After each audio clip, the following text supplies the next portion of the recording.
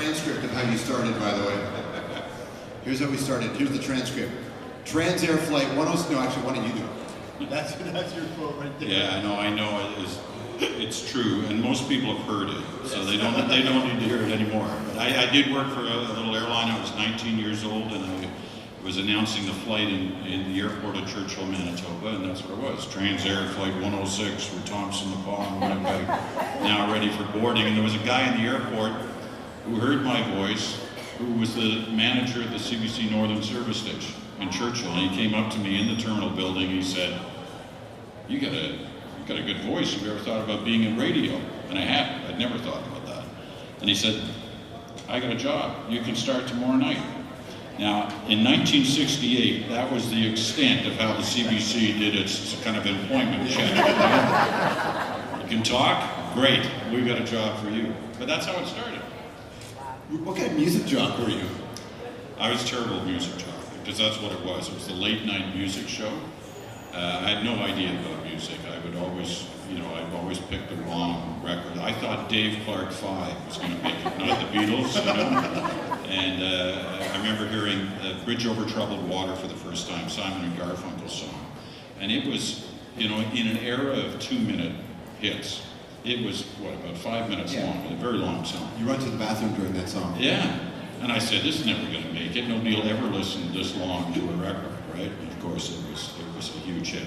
But it showed me very quickly that I loved broadcasting, but music was not the answer. Well, thank God your music judgment was off, because your news judgment isn't. So if you had loved it, maybe you would never have had the opportunity you have.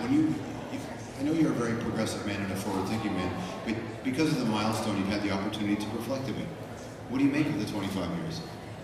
Well, 25 years at the National has been, a fascinating slice of time. I mean, history always, if you're kind of looking in quarter-century chunks, lots of things happen. But in the past quarter-century, it's been like one thing after another, like right away, almost right out of the gate for me when I started hosting the National. It was the massacre in Tiananmen Square, followed by the fall of the Berlin Wall, then the fall of the Soviet Union, all the drastic changes in Eastern Europe, the first Gulf War, the second Gulf War, 9/11, Afghanistan, Iraq. I mean, it just keeps on going. And we all watch those events with you. That's what's so fascinating, is that while you're experiencing them, we're experiencing them alongside you.